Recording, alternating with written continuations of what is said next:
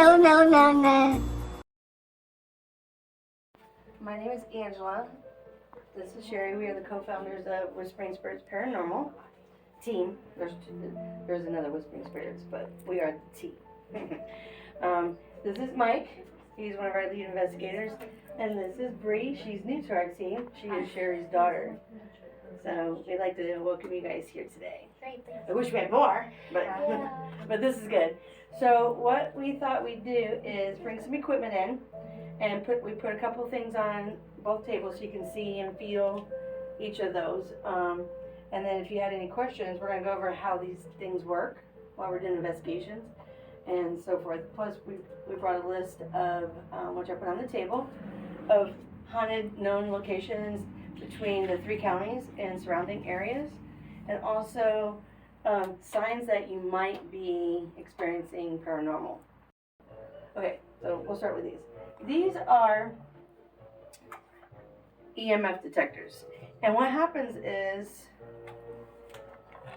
it's a 1.2. So what we do is we take these and we do a baseline reading around a home or business, and normally it would stay at a 0. And right now, I'm not near a power box or anything like that. Well, now it's a 0. But it'll spike when there is something close to us or in the vicinity. So we literally just kind of go around, we do base readings, and if they move, then we make note of where we're at and what that reading would be, right? So like right now, I'm at a 0.4, and there's nothing here that's electrical. So it's kind of interesting how that works. Did it pick up ghosts, or what kinds of entities is it? Yeah, so it picks up energy. Okay. So if there's an energy field around me or around where I'm standing, it'll pick that up. So like if I get next to, let's say your phone, right? Mm-hmm. Normally they spike. So like right now it's at an 8. Mm-hmm. But if we walk away from you, it'll drop. See, it's slowly dropping back down, which is kind of odd that I'm at a 5 right now. Oh. FaceTime with Facebook, right? Yeah, she was doing a live on Facebook. And she was just giggling, and I downloaded her video because I'm like, you guys got to send it to me. So I went and chased it down, and I'm listening to it, and she says something off the wall and giggled, and you hear this whisper go, dumbass. Yeah. So it's funny, like you just randomly get these things, and you get so excited. Or you'll hear them say my name. Yes. That's because like he said, we don't ask just, are you here with us? Sometimes we'll say, well, what is the shirt? What does my name say on my shirt? And plain as day, it will say Sherry. We get Mike a lot, which is a common name, but when we're asking a question, well, what is his name? And here comes Mike. We kind of, to me, that's a sign that they're there with us. They kind of know, so we do ask questions like that to, see, are they really answering us, or is it something we're just picking up? Camera is pretty amazing as well. We've got, everybody says they catch orbs, and yes, we've caught orbs, but the minute you catch something that just blows your mind, it's just exciting. Like I took a picture of her with, I think Bree was there and a few others. They were on a bed doing a session, and I just snapped a picture, and it looked like she had an angel, like wings, like hugging over her. Yeah, like it was crazy. Around me. And then another photo I took, they were on the floor in another home, and I had found 2 girls it was like a big, 6 acres. I found 2 girls outside doing their own little investigation. So they asked if they could come in. So they were sitting there. So when I took a picture of them, I immediately threw them out of the house because they were sitting side by side. And when I took the picture, there was a goat face looking at me. So when I took them out over the girl, they looked like one because he had merged the 2 together, and he was looking straight at me. So when I took them outside, I asked her if she ever feel like somebody was around her, and she said, "Oh yeah, I got this little girl. She comes." I'm like, "Yeah, you don't have a little girl."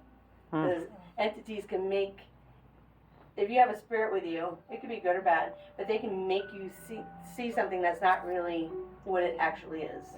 And she thought she had a little girl, and I'm like, yeah, you don't. Because we weren't there. It was a camera rolling. We were in a big location. A camera was rolling. When Angie went back through the footage, you see the little girl walk past the bathroom and go around the corner. Then it's like she's curious at the camera. She turns around and comes back, stops, and looks directly into the camera. She is plain as day. Yeah. Plain as day. You see her hair short? Yes. It was crazy. probably the best piece of evidence that I have seen Yes. in 20 years doing this. I was actually shocked. They were saying, "Oh my gosh, we caught something. We think it's a little girl and it's a full-bodied apparition." And I'm like, "Well, that's amazing. Like, I definitely want to see that because they're going over the footage." And so they show me, and I was astounded. It was literally the best piece of evidence that I've seen. Hopefully we can show it to you guys Yes, if we're can show connected you. to the It's internet. amazing. It was like there is absolutely no doubt you're looking at a little girl and she's staring at you. It's not like you're looking at it going, No, with let me big get the eyes. magnifying glass and let me check and see if that's actually something She is there. plain as day. You see eyes, mouth, hair. Yes. You see like she's wearing a gown. It honestly, it was Is she translucent it or was pretty physical? creepy. It's What's that? Does she look like a physical or translucent? No, you see through her, but you see her. But you Like, see she it, is right there. Yeah.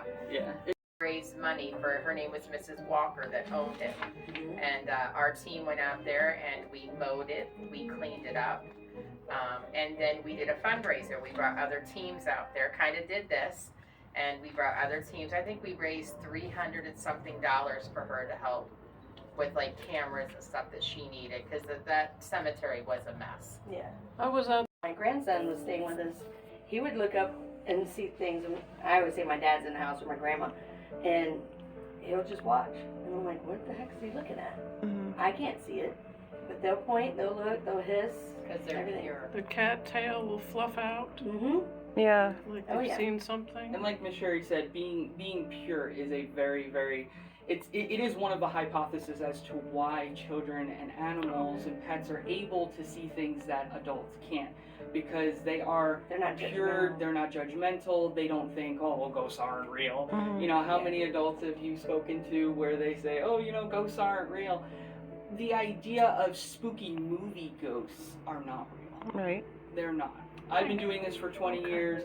These folks here have been doing that for, just as long. And I can tell you, I have been in some of the scariest places. I was in Zach Bagan's museum by myself for 6 hours, and he's got some wicked stuff in there. Things that you don't want to stand in the same room with. I was literally next to it while it's in a glass case, and he states that people have been thrown, put up against a wall, and yeah, you feel creeped out, you feel weirded out. It has a weird energy, but also if you it's not hear like it, Friday the 13th, right, it's... but like if Michael told me, hey, be careful of this because this is what I heard, now I'm already sensitive You're to freaked out. that. So now I'm already going to be scared that I'm going to Yep. get tossed around the Yep, room yep, because it's in there. Yeah. Get planted of suggestion in the That's brain, what I was so...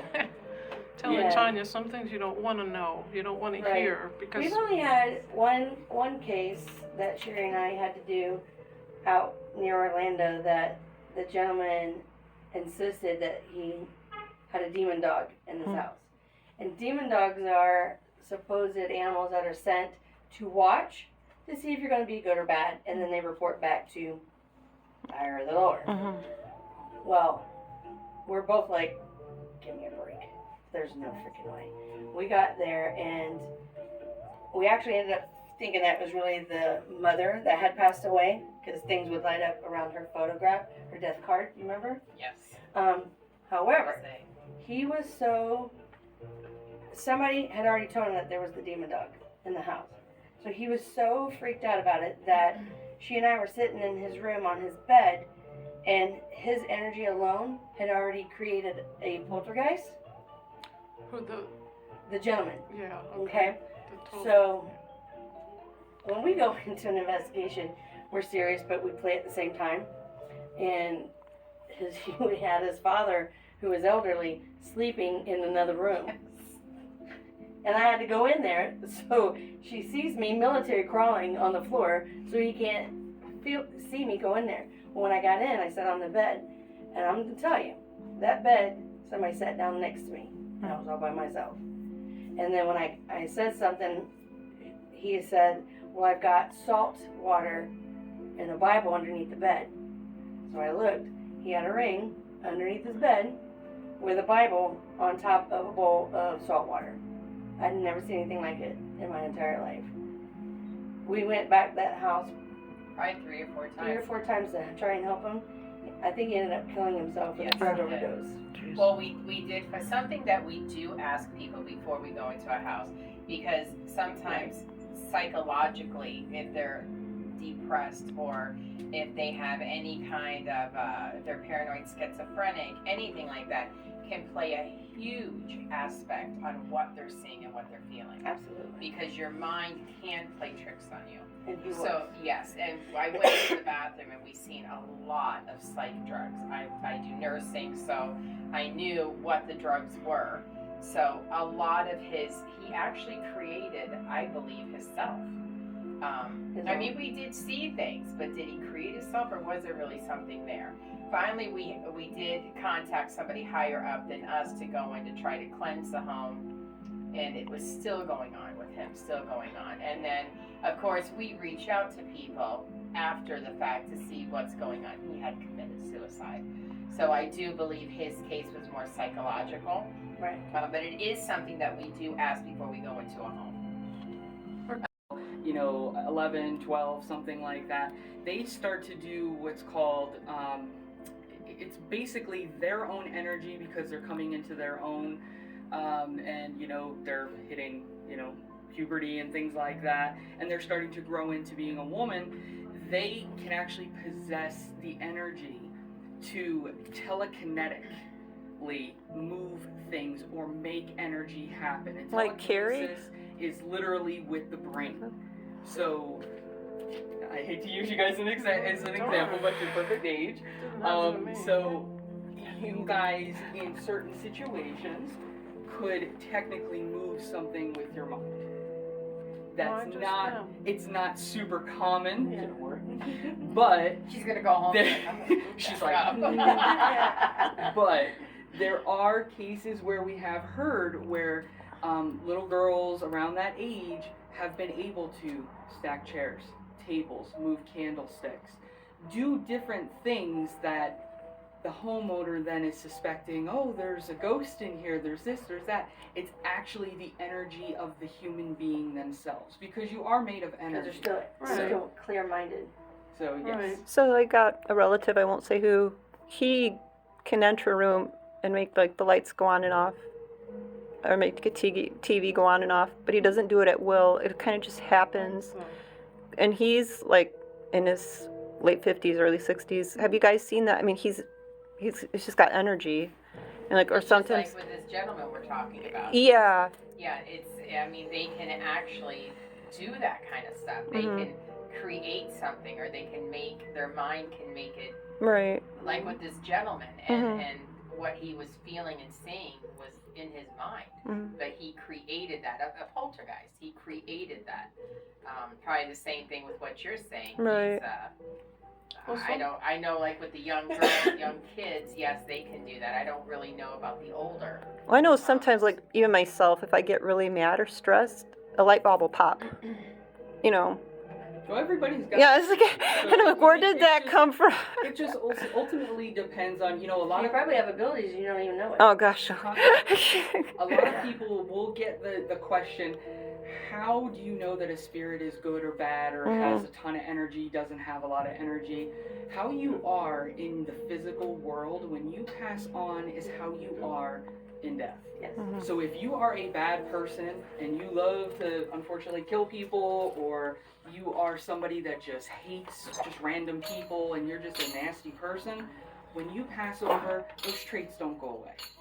And if anything, they're almost heightened because now nobody can see you, so you kind of have free roam. So you can do things that, can really scare people. And then there are just times where it's just a family member, Uncle Joe, and he's up walking the stairs that he's walked for 50 years in his house, and we hear footsteps going up the stairs. They don't realize they've passed. He's going upstairs to go to bed or go to the bathroom. Sometimes they don't realize that death has occurred. Because To them, they're still in their home. he Right. hasn't crossed over.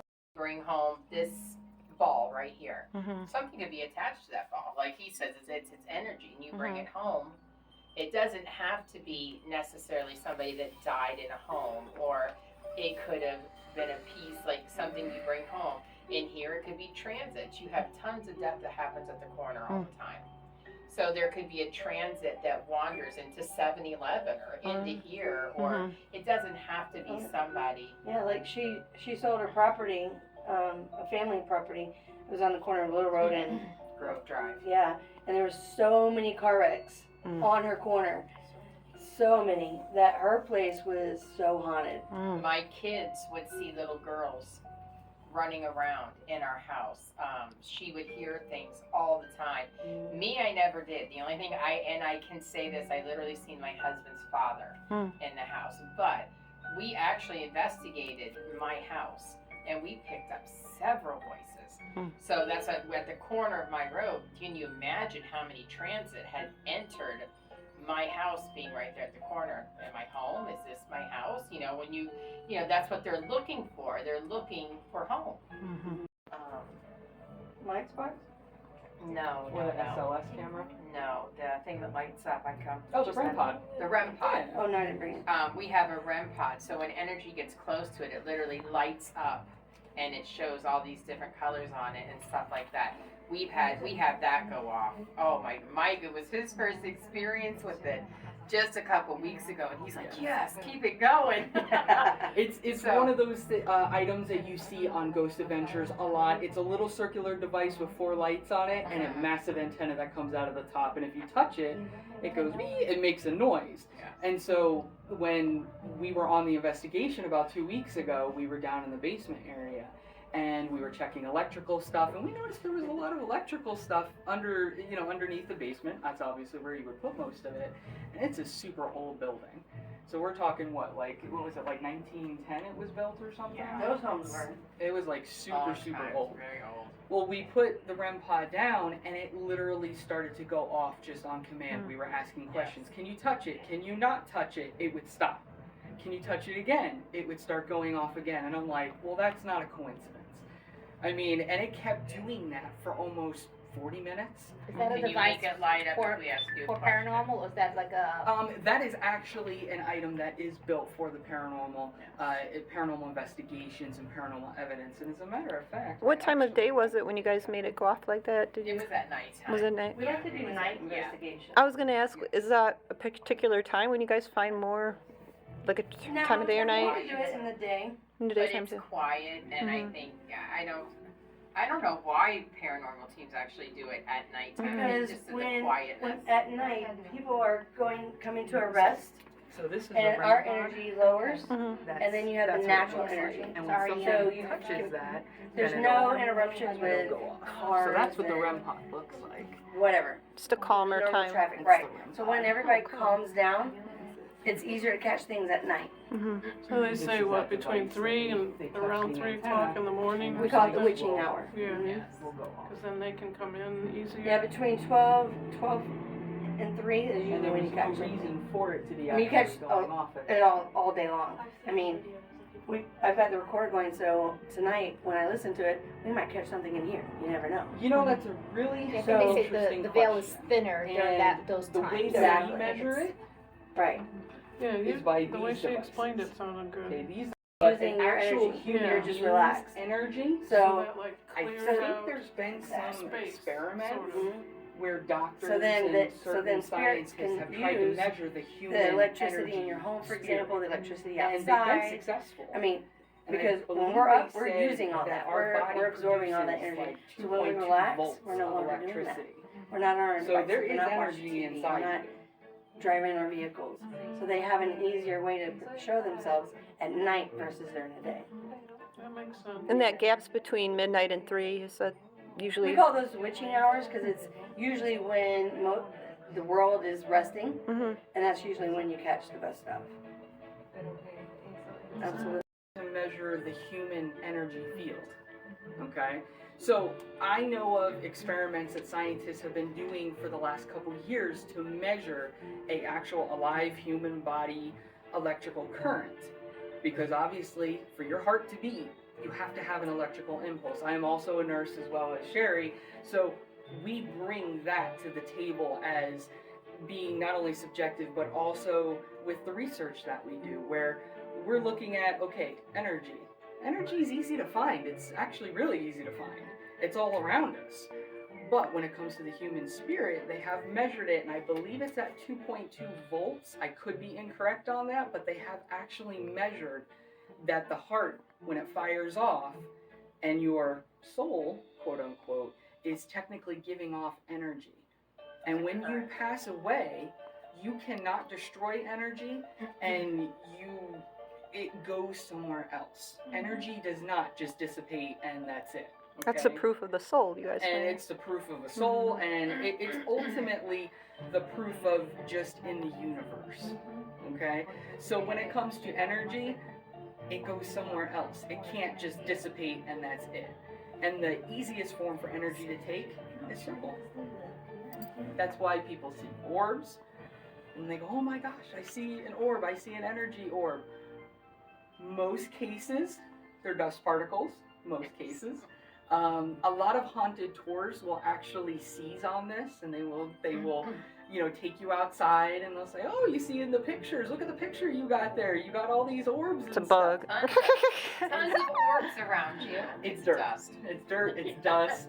When you're in a home and you see that kind of stuff, that's different because it's less contaminated. Just as a scientist wants to basically curb anything that can interact with its experiment, that's what we do.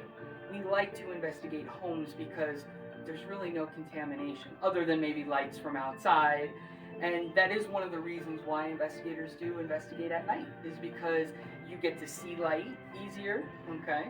Unfortunately, headlights are fake ghosts, and we have to be careful of that. But those are technically some of the reasons why, and how scientists are measuring the electrical energy that's in your body. So when you do pass on, your energy has to go somewhere. And sometimes it goes to your family and the house that you've lived in forever. Sometimes it goes with the body because there's no unfinished business. Because I also got the same feeling when my dad passed away. I felt like, almost got like a little bolt of energy, like almost like part of my dad was kind of inside me now. Does that make sense? And it's really funny that you bring something like that up, because I used to think I was crazy. So when my mom passed away, we had a Doberman Pinscher by the name of Tasha. And Tasha was my mom and dad's baby. Loved her. So 2 days after my mom passed away, my dog got outside, got hit by a car. So my dad brought her to the vet that morning, was just absolutely devastated because now we have lost our dog. He comes home, comes to tell me that we had lost Tasha. Phone rings. It's the vet clinic. And he says, Frank, I don't know what to tell you, but Tasha started whining. And he's like, what? And he was like, she's alive. So my dad rushes back over to the vet clinic, and here Tasha was breathing, got excited when she seen my dad, had broke her arm and her back leg. We took her home 2 days later. So when we took her home, my dad had made her a bed on the floor. The vet had no explanation on what had happened. Just he thought something was wrong with his equipment, something. He had no explanation for it. So he brings her home, and he makes a bed on the floor. Tasha's whining. My dad's thinking she's in pain. So she puts him up in the bed. Now my mom used to lay in the bed next to my dad, and she'd always take her arm and put it on my dad's shoulder right here. He lays my dog down in the bed, and he comes running. He comes and tells me Tasha took her good paw and laid it on his shoulder. So my dad's theory is that my mom's energy entered that dog to keep my dad's spirits up. And I truly believe that because of everything that happened. I mean, they said that she had passed away. So do I believe that something like that energy can enter? Absolutely, 100%. Human or animal, yes. Thank I do. you.